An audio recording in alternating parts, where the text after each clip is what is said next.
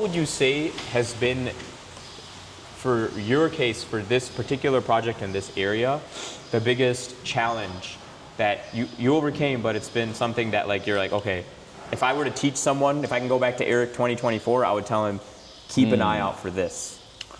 I would say that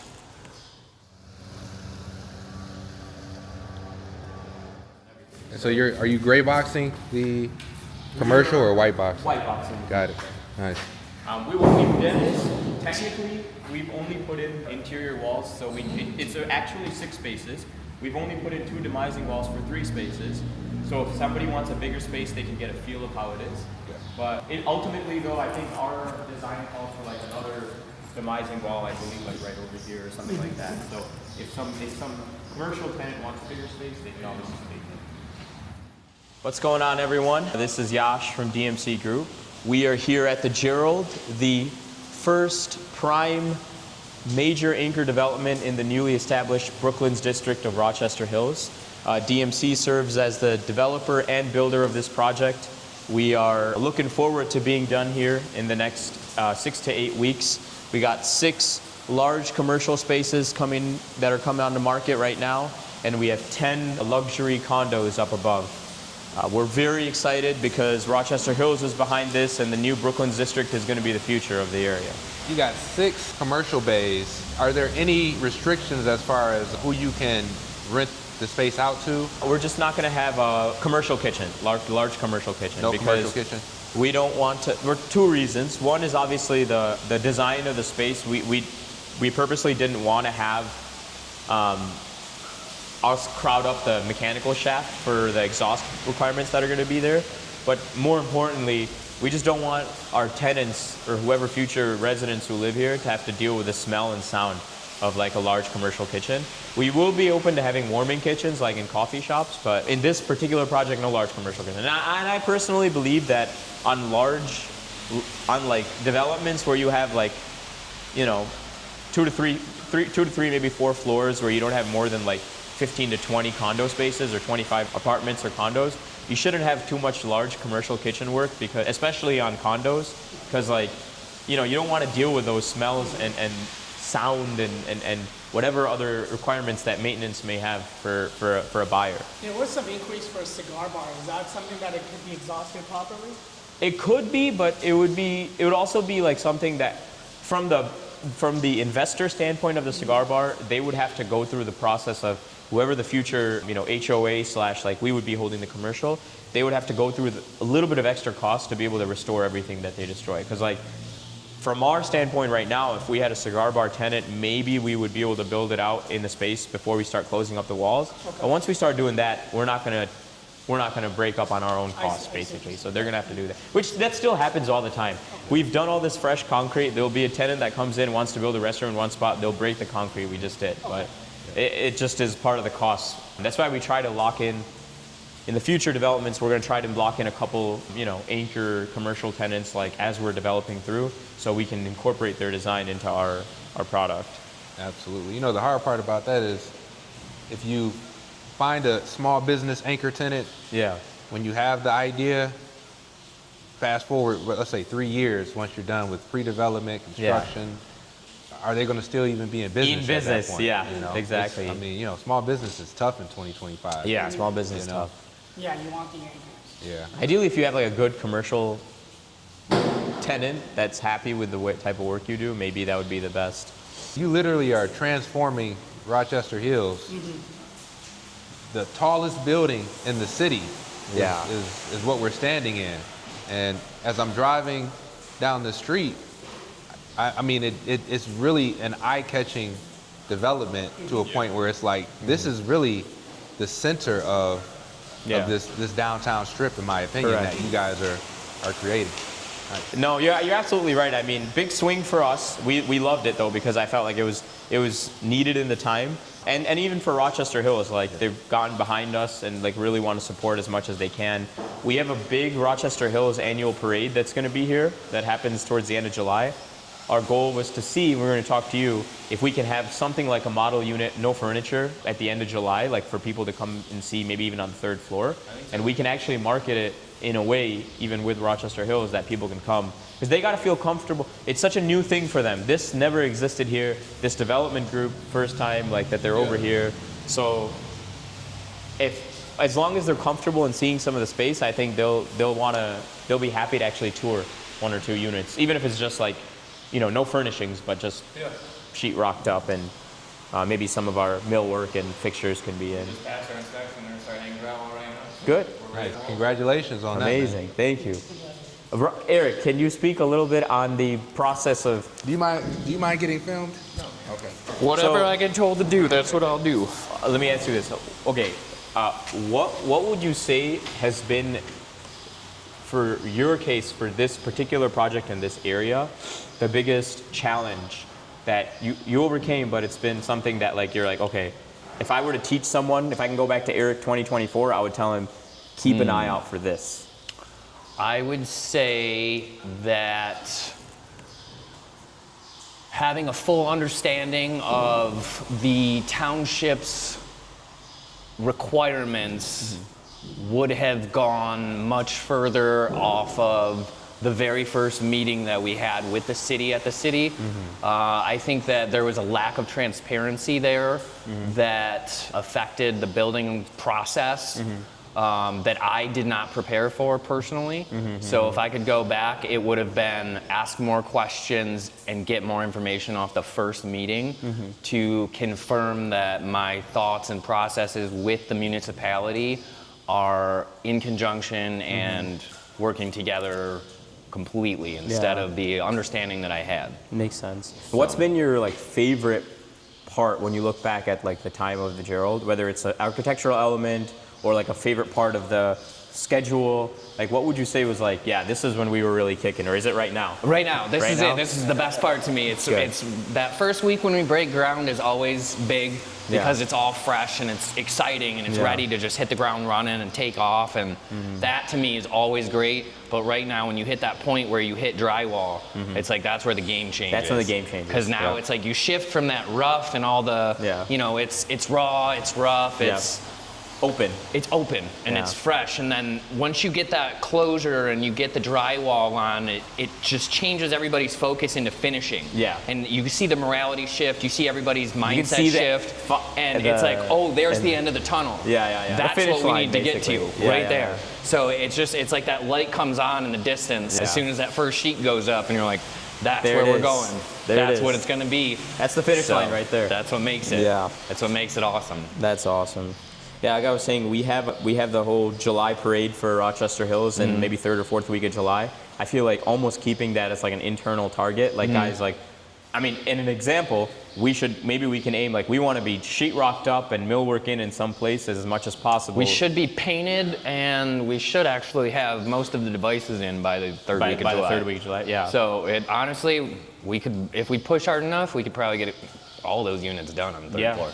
One of the things that even I've learned in this process is like being a developer builder, and especially being a builder first, your first thought is like, how are you going to get this built? Especially a building where if you look at the actual footprint of the building, and when we go over there, you'll see it's a lot of diagonal masonry connections with steel, and then it's like, how good are the drawings compared to what we want to build, right? And then you first are just thinking that, and then making sure your contracts are bought out and all this other stuff. But when you switch it on and you have to put on the sort of the developer hat, it's like, all right, everything is sales. So, how are you going to make it so that, we've done some initiatives for social media. We had to get a special permit and ordinance from Rochester Hills just for our weather screen, because they've never done this type of work before. So we had to get that kind of approved from their end. And now, to your point, in terms of presenting the spaces, this is what we actually build for. It's like the builder part builds for the drywall, but the developer builds for being able to actually sell what you're doing. So, and the broker wants to sell it, and then all the questions come to the broker every week, every other week, hey, where are we at? What are we looking? What's the newest stuff? So, we're very optimistic, and we're hoping and thinking this is all going to go well. So hopefully we can build more for this area and build more with others, and also in other areas around here. Because there's not too many folks taking a swing like this in Rochester in this type of project, basically. Yeah. I mean, honestly, this really leaves the mission statement of the company. I mean, this is it right here. Yeah. I mean, building a better tomorrow today. This is going to be better for everybody in this area. Yeah. And we're doing it right now. What type of roadblocks did you run into, and how did you handle them? Yeah. In order to kind of keep We had a few engineering mishaps that probably could have been adjusted beforehand. I think I'm sorry? the footings maybe, or no? No, not necessarily the footings, just how different aspects come together with the steel and the framing, and where the steel and the walls, and just how some of the components of the building itself are built. For example, the third floor was full size, full width of the building, and then after we went through permitting and the city looking at it, they wanted us to step the third floor back. So stepping the third floor back created structural issues that we had to add structural framing members to hold that portion of the building.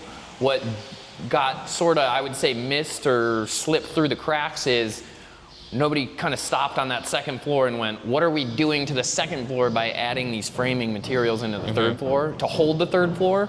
So it created issues down the road that could have been possibly avoided if things had been designed a little differently, but it's one of those learning experiences that you're not going to learn from until it doesn't work. Yeah. So this is the opportunity. This was the learning experience for, I think, quite a bit of our design team to take the print and the idea and to apply it to a real world application and learn that some things don't always work the way you think they will.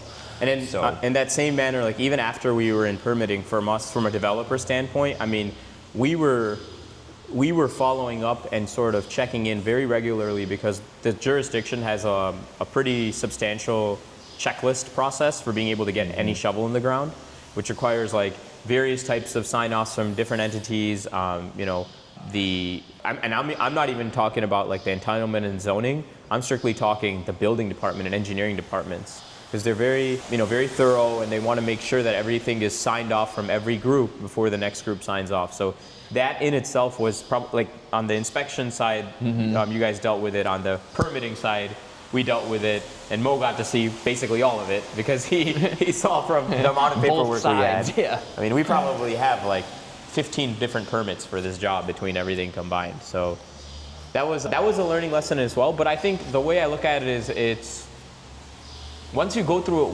one time, there's very few people, when they try to go for it for the first time, they might not even be able to, like, be as skilled and sort of as on top of it as I think our group was, because we were trying to keep everything as organized as possible.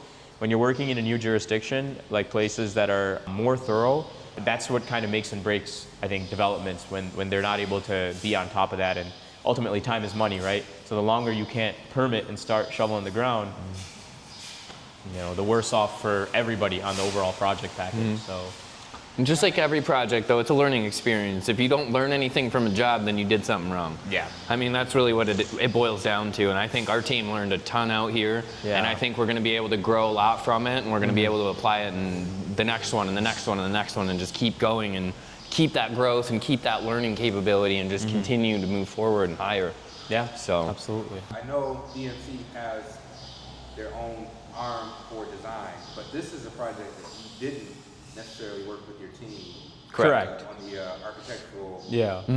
renderings and things of that nature. So can you talk a little bit about how you got this site, and a little bit more about the history on that? Yeah. So we'd already done some development work within the Detroit area at the time, but basically about a year, it was literally just a year and a few months ago, at the beginning of last year, somebody came to us with this sort of package, that there's this vision that Rochester Hills has for this area called Brooklands, this district. They've invested over $15 million on the road itself and sort of creating a beautiful streetscape. And a particular gentleman who was also working on this land, they had already acquired the land, and they were working on drawings for almost a year and a half to 2 years between their design team, and then their design team and everybody worked with the Rochester Hills planning department for this area. So what came to us was this opportunity that, hey, the land is set, The drawings have been done. Everybody knows at least about it. They might need to be, just re-permitted and maybe modified a tiny bit to modern code. So from our standpoint, we're like, okay, this is essentially an ability for us to come in as a builder, but we have some stake as the builder, as the main developer. We have all the stake. And so we felt like, ultimately, at some point you have to take a swing, and we're like, this feels like the right space. We had already gotten some development experience within the Detroit area, but this was one of our sort of shining projects that stood out. And that's why we felt that we could hit the ground running without any issues related to having to go through a whole planning process all over again. We did have to reintroduce the project to some folks, but everybody knew about it. So it was kind of a no-brainer for us to come in and start building. And February, we basically got notice of the project and kind of made our acquisitions that we needed to. By June, we were mostly permitted, and July 1st week, we were fully permitted, and we started construction in July 1st week. So it's only been maybe like just under 12 months. It's been 11 right now, actually. 11 right now since we started. And we were just like, sometimes in these things, like the pre-development work takes so much time, but if a lot of that has been done, then why not, if a lot of that has been kind of eased off by having been done in the past, then why not be able to go in and try to build? In future projects, we're gonna, look to kind of keep that in mind when it comes to the timeline for pre-development, and maybe even work with people and entities where they can help in that process, and they've already done some of that process, so we can come in as the builder and like really hit the ground running. Because I feel like on the development side, what a developer wants, once they've gotten their entitlements and they've gotten their permits, is they want a project built with quality, safely, and fast. They don't want it to drag on. So that's where I think we insert ourselves wherever we can. So when it comes to community engagement and potential pushback, Rochester Hills is a pretty well-to-do community. And so with this being a little different than what these neighborhoods and communities kind of typically see, with this being the largest building in Rochester Hills, did you run into any pushback, and how did you alleviate that? So we were pretty lucky in some senses, like I said, where some of that introduction to the community happened before we ever came on into the project. Our future projects we're looking to do, we are actually a part of the community engagement, and we're like sitting in those meetings, like I'm sitting myself and just understanding from the neighbors what their concerns are. But what we found is, for the most part, a majority of people, as long as you're building something that isn't an eyesore in the area, that fits with the theme of the community, most people want to have good development. Like, they want their area to flourish. And so with this particular project, the ability for up to six potential commercial tenants who can actually have service, like spaces that can service the people who walk around in the area, I think for them, they saw that, okay, we have this beautiful new street that our city created. Now we have this beautiful new development coming, which might have a few different stores that we can walk to. They're creating a downtown, and I think from their standpoint, they were pretty open to it. There were a couple folks, probably during the pre-development phase, that just wanted to make sure that parking was met in an adequate manner. But we also were part of that investment as well in creating and helping create a public parking lot that was adjacent to this building. And so with all those sign-offs, we were lucky enough to have a pretty easy and almost unanimous board vote process for the planning to be able to sign off on the development.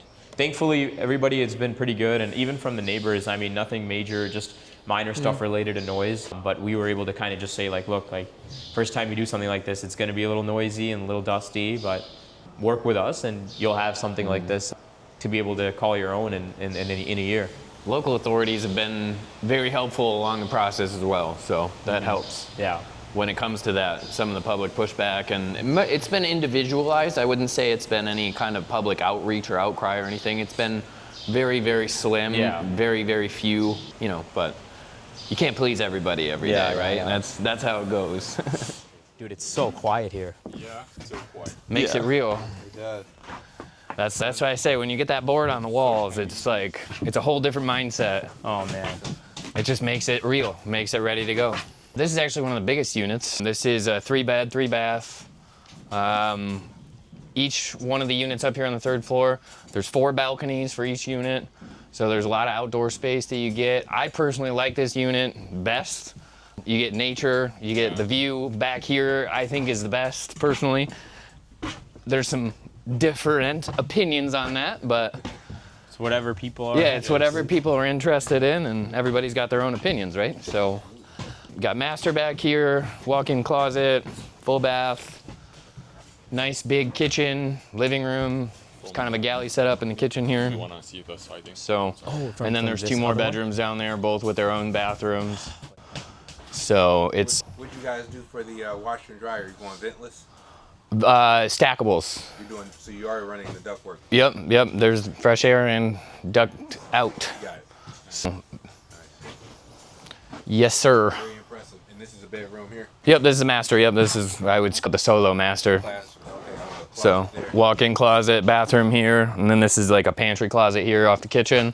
And then like I said, there's 2 more full baths down there and full beds. But for kitchen, living room, I mean, 3rd floor condo living, this is, I would say it's tipped. Every unit has at least 1 balcony. Actually, all the ones on this floor up here on the 3rd floor, they all have 4 balconies each. So. Wait a minute. 4 balconies per Unit. unit. Yep, each bedroom has its own balcony, and then there's one off the living room with the triple slide. Derek was waiting until this point to be able to actually fly because we Yeah. have so many. We have like RC inspection and insulation is common, and then obviously rough building. But There's been quite a few random inspections that have never really come out. Cold floor metal framing inspection, never heard of that before. RC inspection, never heard of that before. Yeah.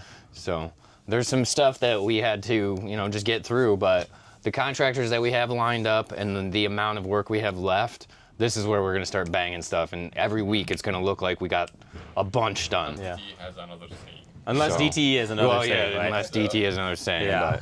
but the units will look, they'll be They'll done. look like They'll be look like walk-in finished done ready. We just might not have permanent power. Yeah. And that will be the only real Final say. hold up Yeah. that we foresee coming at this point. The good thing is, But- from a buyer's perspective, if like you were saying, we can have a little bit of a staged area downstairs, Mm-hmm. and then even like a staged unit, couple units basically, maybe one facing that way, one facing this way. Yeah. Are we able to access the balcony, or is this one locked? Yep. No, this one's good. I think this one you should just see because this is like the downtown view, basically. We used to be able to walk all the way out, but now we can only walk up to here. But yeah, this is our. Yeah, look at that view. Yeah.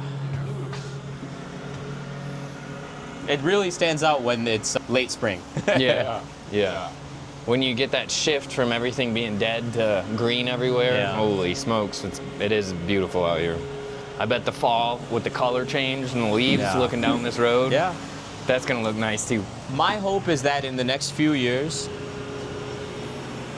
many of these businesses, and there are more of these types of developments here with new businesses that can come in, and even the old businesses can stay, but maybe they like take into occupying some newer, refreshed spaces.